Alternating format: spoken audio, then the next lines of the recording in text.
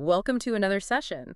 For you tuning in today, we have it's a highly specific, rather unusual mission today. Yeah, the very unusual. Right, because we aren't looking at a white paper and we aren't, dissecting some corporate postmortem like we sometimes do. No, not at all. We are actually taking an exclusive, hyper-granular look at the creative architecture of an artist. Specifically, we're breaking down a recently released transcript from the Out of Bound podcast, which is hosted by Dimitri Pierce. And I think the timeline here it's crucial to point out for the listener. Oh, absolutely. So today is March 1st, 2026, and Dimitri is gearing up to drop a highly anticipated single titled HIGH on April 10th, 2026. Right, so we're right in the middle of it. Exactly. We are sitting right in the crucible of that pre-release window. So, okay, let's unpack this, because we aren't just doing a standard music review today. There are plenty of places for that. Frankly, there are a million blogs for that. What we have in front of us is a masterclass in artistic intentionality, personal branding, and really the mechanics of engineering emotional resonance before the public even hears a single note. It's completely wild. I mean, it is entirely abnormal to have this level of pre-release access. Yeah. Usually the music industry operates on this strict veil of mystique, You get the finished product, and if you're incredibly lucky, you get a heavily PR-coached interview where the artist drops some vague sentence about vibes. Just totally dodging the actual questions. Right. But here, Dimitri is essentially open-sourcing his creative blueprints. What's fascinating here is the sheer level of transparent line-by-line exposition we are being given. Yeah, he holds nothing back. He is systematically dismantling his own unreleased work. He's analyzing the lyricism, detailing the intricate production choices, defending his strategies for replay value, and even outlining the core message of the art. It's basically a thesis. It establishes a completely radical analytical tone for how you, the listener, are meant to consume this upcoming track. It totally subverts the standard rollout because you aren't being asked to just passively consume a piece of media. You are being invited to sit at the mixing desk with him. Exactly. But I think to really grasp what he's attempting with IGH, we have to look at the genesis of this transcript itself. We need to talk about the meta-narrative. The background of the podcast itself. Yes, because before it was called Out of Bound, Dimitri's podcast operated under a vastly different, highly utilitarian title. Oh man, the old title. I have to laugh just saying it out loud. It was called What Are the Pros and Cons of Social Media Influencing? It's so literal. It sounds like a sophomore year communications syllabus. It really does. But, I mean, it is the ultimate SEO-optimized trap. It's a title designed entirely for a search bar rather than for human curiosity. Right. And to be fair, in the early days of the creator economy, say the late 2010s to early 2020s, that level of hyper-specificity was exactly how you gained initial algorithmic traction. You had to answer a specific question. You answered a very specific query. But the problem, and Dimitri addresses this head-on in the transcript, is the phenomenon of audience capture. Yes, the dreaded audience capture. You build an audience that expects one very rigid thing from you, and suddenly you are a prisoner to your own niche. You become an algorithmically enforced one-trick pony.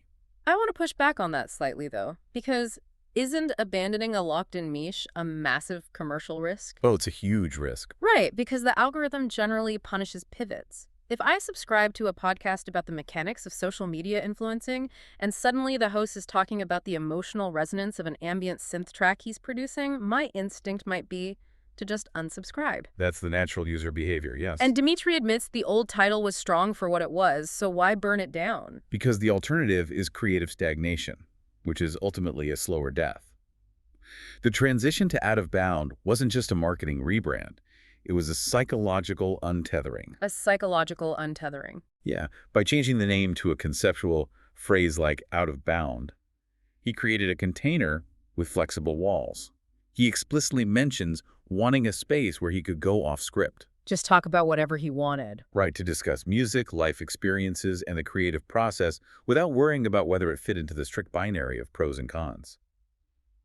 If you look at the historical trajectory of major creators who transition into mainstream artistry, the successful ones, the ones who don't just flash in the pan, all have to engineer this exact type of pivot. They have to break the mold. They have to train their audience to invest in their perspective, not just their utility. That distinction makes a lot of sense for you listening, moving from utility to perspective. And reading the transcript, it feels like this podcast rebrand perfectly mirrors the thematic bedrock of the new single. It does perfectly. Because you cannot write an authentic anthem about boundless euphoria, which is what HIGH is, if you are mentally suffocating inside a rigid brand identity. The podcast rebrand was essentially the runway he needed to actually take off. Precisely. The medium is the message here. The act of breaking out of his own self-imposed boundaries is the literal subject matter of the song, which makes the title of the track itself an incredibly strategic choice. Okay, let's get into that title. Because IGH is a loaded word. Very loaded. When you see a track titled IGH hitting the market, particularly in the current pop and R&B landscape, the immediate default assumption is that it's going to be a drug anthem. Yeah, it's the standard assumption. It's almost a mandatory trope at this point. You've got entire subgenres built around the aesthetic of substance-induced escapism. It is the path of least resistance in modern songwriting. It provides an immediate aesthetic, a built-in mood board for the music video, and it appeals to a specific demographic of nocturnal, club-focused consumption. Exactly. But Dimitri deliberately shatters that assumption in the transcript.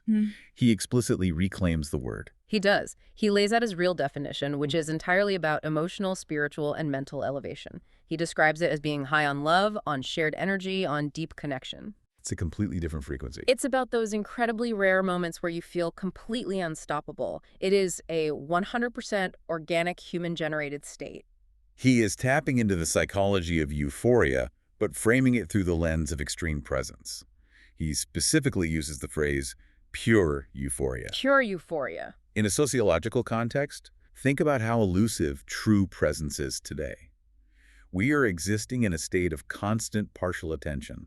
Our baseline is distraction. So true. We're always looking at our phones. Right, so Dimitri is framing the act of simply being entirely present with another human being, letting the anxieties of tomorrow and the regrets of yesterday completely fade away as the ultimate luxury. That is a great way to put it. It forces you to think about how rare that unburdened presence actually is. He is essentially elevating human connection to the status of an altered state. That is a phenomenal way to look at it. Human connection as an altered state.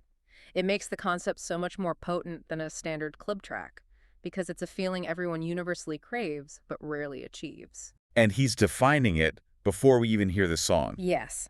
And he knows exactly what he's doing by defining this before the song drops. He's preloading our brains.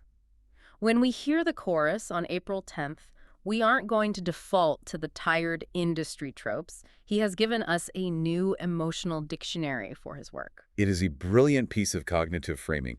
By establishing this specific definition of euphoria, he dictates the terms of engagement.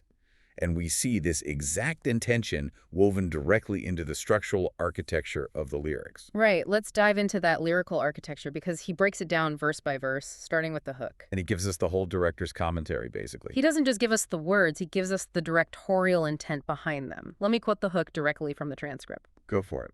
Girl, I love it when we get H-E-H. Feeling the vibe, got me looking in your eyes. Yeah, turn me on, can't deny. Tonight, it's just us, we don't gotta lie. The intention there is so clear. Here's where it gets really interesting. Dimitri explicitly states that these lines are designed for immersive intimacy.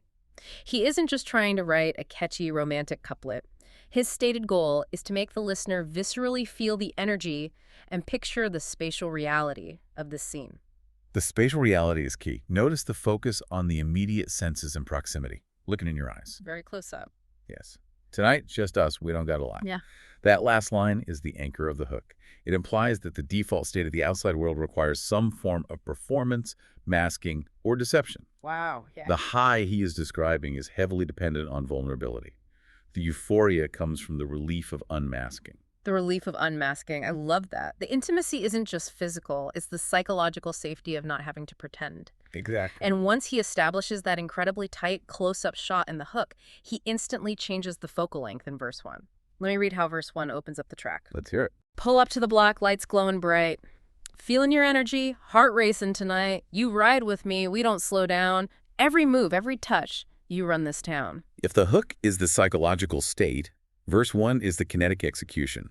It is pure cinematic movement. We're suddenly moving. We instantly transition from a locked-in static gaze to forward momentum. Pull up to the block, lights glowing bright, we don't slow down. Dmitri is utilizing oral cinematography here. Oral cinematography. Expand on that for a second. Think about how a film director uses pacing and lighting to dictate an audience's heart rate. Dmitri is doing the exact same thing with his syllable cadence and imagery. He's setting the scene with sound. He is painting a neon-drenched, high-velocity scene that evokes a very specific neo-noir aesthetic. Think of the visual language of movies like Drive or Blade Runner. Oh, I can totally see that. It's nighttime, it's fast, and it's visually overwhelming. But inside the car, there's a hyper-focused, insulated connection between two people. The verse is structurally designed to build anticipation.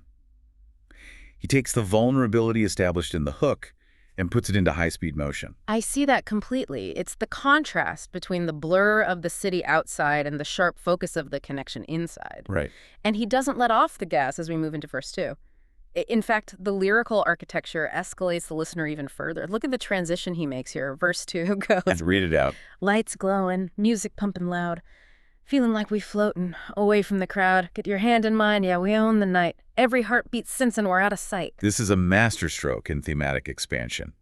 He maintains the kinetic energy, the music is pumping loud, the lights are still glowing, but he introduces a verticality to the movement. Verticality. Yes, feeling like we're floating away from the crowd. They're no longer just moving through the city.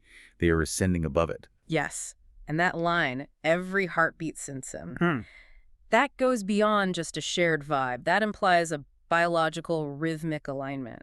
It is the concept of frictionless alignment. In a world characterized by social friction and miscommunication, finding someone whose internal rhythm perfectly matches your own is the ultimate euphoric trigger. It's what everyone is looking for. Exactly. It expands the theme from a localized romantic encounter to a broader, almost transcendent shared life experience. They are out of sight, meaning they have elevated beyond the observation and judgment of the masses. And once you reach that level of frictionless alignment, once you are completely removed from the crowd's judgment, the natural byproduct is supreme confidence. Which brings us to the pre-chorus. Which is exactly what hits us in the pre-chorus. The attitude here takes a massive, aggressive swing. Let me read the pre-chorus. Go ahead. Girl, don't test me. You already know. Feeling the high when the energy flows. No stress, no rules, just you and I. We rise and we ride and we get an HAH. The structural purpose of a pre-chorus in modern pop arrangement is fundamentally about dopamine manipulation. Dopamine manipulation. Yeah, it is the architectural bottleneck that builds musical and lyrical tension just before the release of the hook. Dmitri specifically notes in the transcript that this section is intended to be confident and unapologetic. Don't test me. You already know. That is a massive flex. There is zero hesitation or insecurity there. Exactly. But notice that the confidence isn't rooted in ego or material wealth, which is the standard industry default. The confidence is rooted entirely in the strength of their shared energy. No stress, no rules, just you and I. He is building a massive emotional slingshot. You have the unmasked vulnerability of the hook, the cinematic velocity of verse 1, the transcendent elevation of verse 2, and now this sudden injection of ironclad, defiant certainty in the pre-chorus. Pulling back the slingshot. He is pulling the tension back to its absolute breaking point so that the eventual return to the chorus feels like an explosion rather than just a repetition. It's brilliant sequencing. He's weaponizing the song structure to force you into that elevated state. And that tension-building strategy leads us to what is arguably the most critical pivot point in any great pop R&B crossover. The bridge. The bridge. I want to spend some time here because in modern music, the bridge is almost an endangered species. Oh, absolutely. Songs are so short now that producers often just skip them entirely to get back to the TikTok hook. But Dmitri leans into it. He quotes his bridge like this. Let's hear the bridge. No looking back, just feel the wave. Energy tight, nothing to save. The night is ours. Yeah, we awake. Girl, we live for the HEH we make. It's powerful. So what does this all mean? In the context of a modern music landscape that actively discourages this kind of structural detour, why does he plant his flag so firmly here? Because the bridge is where the actual thesis of the song lives. It acts as the emotional climax, the absolute peak of the wave. If we dissect the lyrical choices, we are looking at themes of total liberation and existential commitment. Nothing to say. Nothing to save. That is a radical statement. It implies a complete abandonment of caution. They are burning the ships. They are pouring every ounce of their emotional capital into this exact singular moment with zero reserves held back for tomorrow. Burning the ships. That perfectly captures the intensity. We live for the HEH we make. That last line is the ultimate takeaway, isn't it? Yeah. He's declaring agency. They aren't waiting for the world to provide them with joy or validation. They are manufacturing their own peak experience. Precisely. It reinforces that the euphoria is entirely self-generated. And structurally, taking the listener through this intense realization of agency flings them back into the final chorus with a completely altered perspective. You hear the hook differently now. Exactly. When you hear the hook for the final time, it carries the accumulated weight of the entire journey. It isn't just a catchy melody anymore, it's a hard-won victory lap. But a victory lap only works if the ground beneath you is solid. Lyrics and structural theory are great, but if the sonic landscape doesn't support the emotional weight, the track falls flat. It all has to work together. Dmitri knows this, and the transcript pivots beautifully into a granular breakdown of his production choices. He lists his primary elements: ambient synths, layered strings, deep 808s, and tight percussion. It is a textbook study in acoustic contrast, which is necessary to achieve the specific verticality he's talking about in the lyrics. Let's get into the weeds on that, because he explains that the instrumentation is crafted to directly mirror the lyrical narrative. When the lyrics rise, the music rises. It comes down to the physics of sound and how the human body interprets frequency. When Dmitri utilizes deep 808s and tight percussion, he is operating in the sub-bass frequencies. What range is that usually? Usually between 40 and 60 hertz.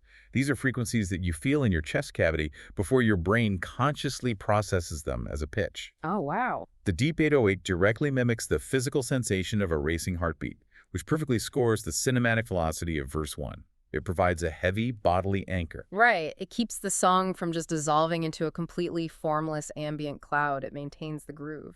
Exactly. But to create the high, you need the counterweight.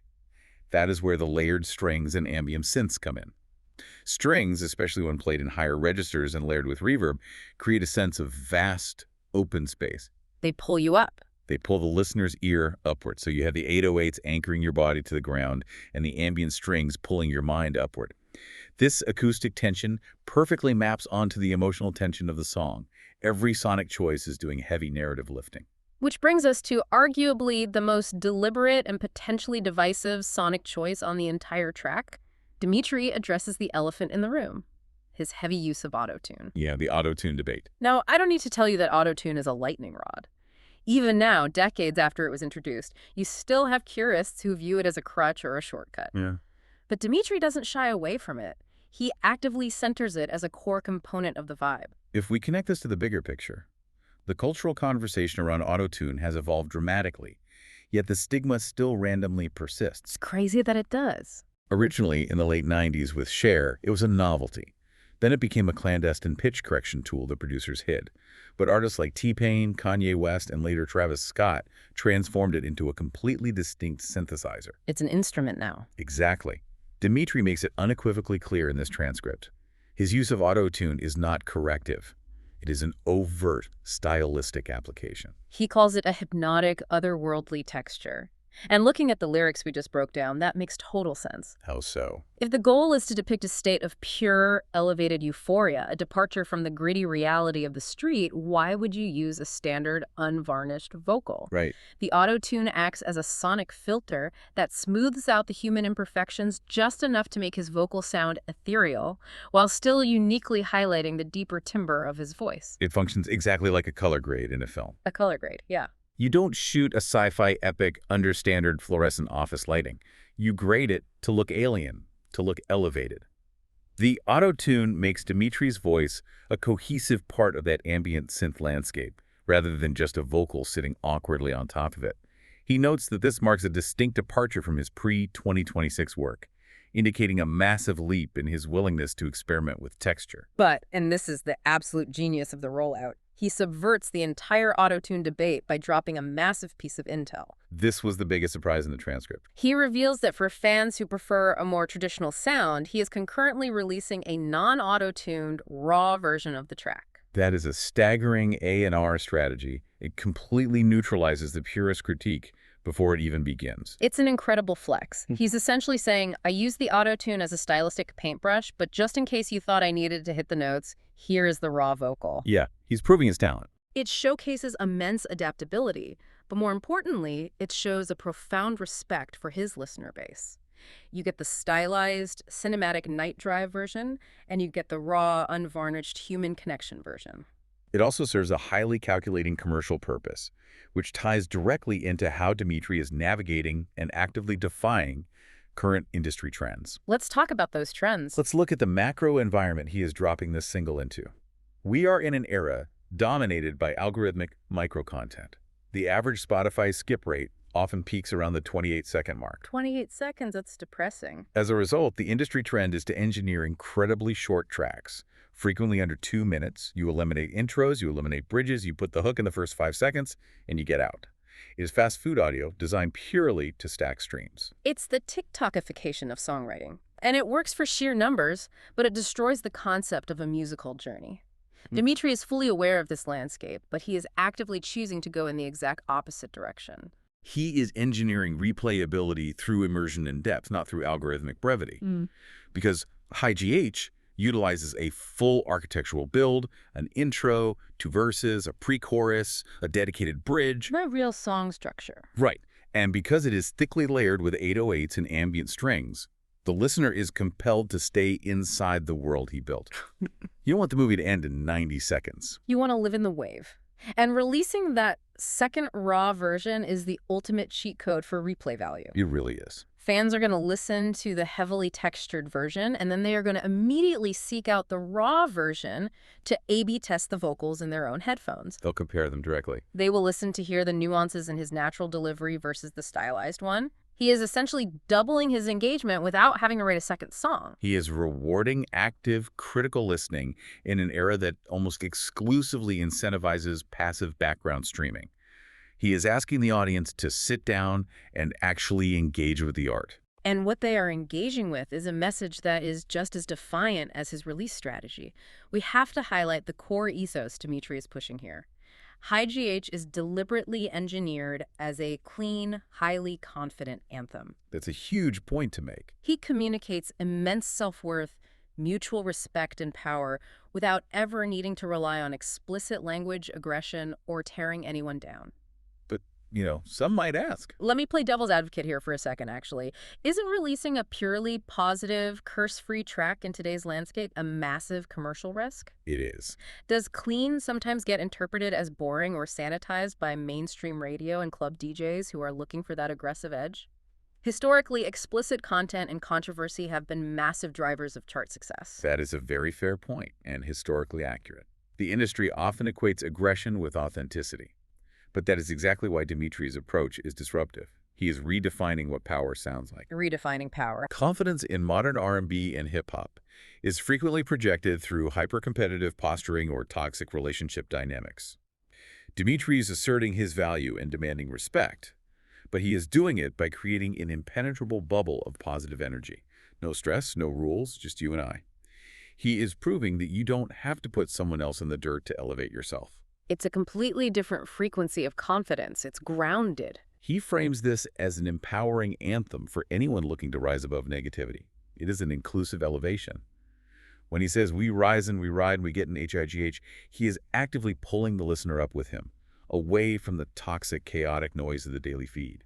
It is an act of rebellion to be radically positive in a culture that monetizes outrage. Radically positive. I love that. And he doesn't just pull the listener up conceptually within the song, he pulls them directly into his actual community. This was the best part of the podcast for me. At the very end of the podcast transcript, Dimitri does something that completely breaks the fourth wall. He explicitly calls on his audience. He directly engages his listeners, asking them to sound off on which part of the breakdown resonates most with them. He asks for real feedback. He asks, is it the hook, the bridge, the verses, the production? And he asks them point blank whether they are more hyped for the stylized auto-tune version or the raw version. What we are witnessing in that closing segment is the maturation of the modern feedback loop between artist and fan. It completely dismantles the traditional mountaintop broadcast model of the 20th century music industry. The mountaintop model, where the artist vanishes for 2 years, comes down from the mountain with a CD, and the audience just passively buys it. Exactly. There used to be a massive, impenetrable wall between creation and consumption. Dimitri explicitly states in his podcast that the listener feedback he gathers from this exact transcript breakdown will directly influence his future rollout. That's real power for the listener. It will dictate how he cuts his teasers, the type of behind-the-scenes content he prioritizes, and potentially even how he mixes future tracks. He's transforming the release of his music from a one-way monologue into a bi-directional, collaborative dialogue. It fundamentally changes the parasocial dynamic. You aren't just a fan buying a product. You are an active collaborator in the out-of-bound universe. You feel genuine ownership over the April 10th release because you were in the war room when the strategy was being discussed. It touches on concepts we see emerging in Web3 and community-owned IP, but Dimitri's executing it without any of the convoluted crypto baggage. He is just using pure transparency to build an ironclad community. The audience is helping to steer the ship. It is an incredibly savvy way to build a sustainable career that outlasts any single algorithmic trend. As we look back over this entire deep dive, it is staggering to summarize the journey we've been on. We started with a single calendar date, April 10th, 2026, and a single song title, HIGH. But look at the sheer density of the architecture beneath it. It carries an immense, almost overwhelming amount of intentionality. It really does. We tracked how the psychological trap of audience capture led to a vital podcast rebrand, which in turn unlocked the boundless creative freedom necessary to even conceptualize a song about pure euphoria. We covered a lot of ground. We unpacked the cinematic, oral cinematography of the lyrics, from the unmasked intimacy of the hook through the high-velocity verses, straight into the dopamine-spiking pre-chorus, and finally into the absolute liberation of the bridge. The acoustic contrast, too. Yes, we examined the physics of sub-bass 808s clashing against ambient strings and the brilliant A and R strategy of dropping both a stylized, otherworldly, auto-tuned mix alongside a raw vocal version. And through it all, we see an artist actively defying the fast food, 28-second TikTok music economy to deliver a radically positive, unapologetic anthem of self-worth. It is a staggering amount of insight to receive before a track is even available to stream. And this raises an important question for you, the listener, as you wait for this track to hit your feeds. I want you to heavily consider the implications of the dual release strategy and the radical transparency we've just unpacked. It's a great thing to think about. When an artist pulls back the curtain to this extreme degree, giving you the lyrics, the production theory, and the exact emotional intent, and then offers you the same piece of art through two completely different sonic filters, does it enhance the magic of the original creation? Or does it ruin it? Right. Does seeing the scaffolding fundamentally change your relationship to the concept of a finished piece of art? Think about how this level of open source creation is changing the very way we value music today. The making of is no longer just bonus content. It is becoming the art itself. That is a phenomenal thought to leave on. Does seeing the blueprints make the building more beautiful, or does it take away the mystery? It is something to seriously chew on as we count down to April 10th. Thank you all for joining us on this incredibly granular deep dive into Dimitri Pierce's creative mind and the architecture of HIGH. We hope this analysis completely changes the way you hear the track when it finally drops. Remember to keep your own energy high, protect your peace, and go engineer your own moments of pure presence. Until next time.